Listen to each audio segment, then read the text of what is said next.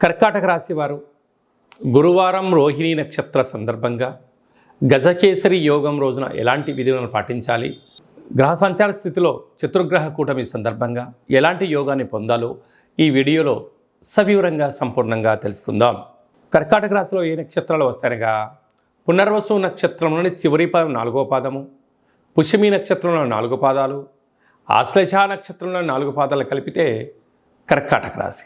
చాలామందికి పుట్టినటువంటి కాల సమయంలో డేటా ఆఫ్ బర్త్లో ఉండనటువంటి కారణం వలన పేరు యొక్క మొదటి అక్షరాన్ని అనుసరిస్తూ ఆ రాశిని తెలుసుకొని ప్రయత్నం చేద్దాం.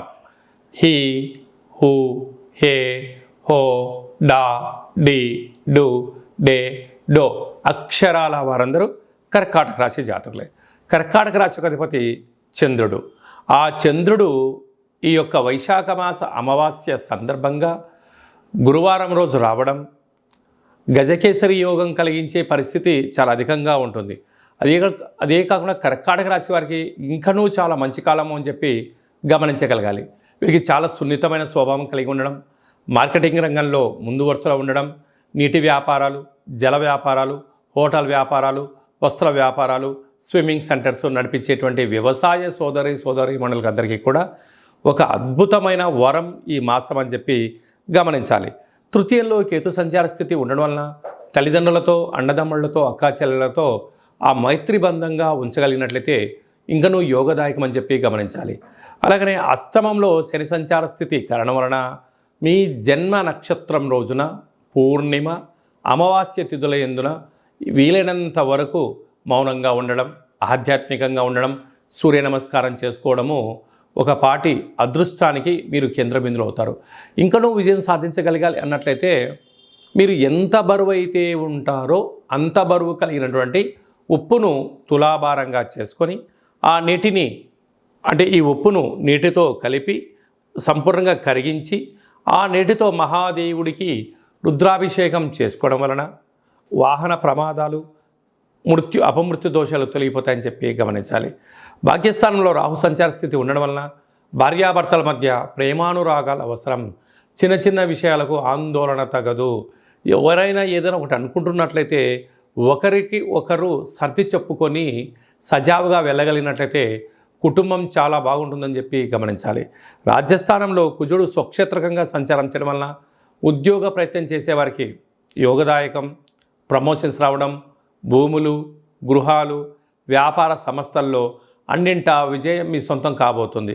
అలాగనే లాభస్థానంలో చతుర్గ్రహ కూటమి రవి బుధులు కలిస్తే ఎవరి యొక్క జాతకంలోనైనా బుధాదిత్య రాజయోగము అంటారు. ప్రభుత్వ ఉద్యోగం ప్రయత్నం చేసేవారికి చాలా మంచి కాలము.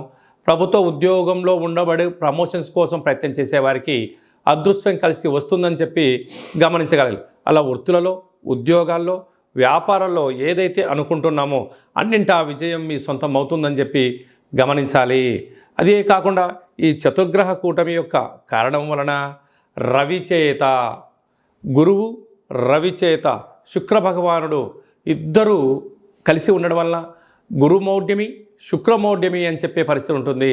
వివాహాది శుభ కార్యక్రమాలు ఎలా ఉండవో మీ యొక్క ప్రస్తుత కాలమాన ప్రకారంగా గృహాలు, భవనాలు, క్రయ విక్రయాల పరిస్థితుల్లో స్వల్పంగా అది మందగించినను రాబోయే కాలంలో అది యోగాన్ని ఇచ్చే పరిస్థితి ఉంటుందని చెప్పి గమనించాలి.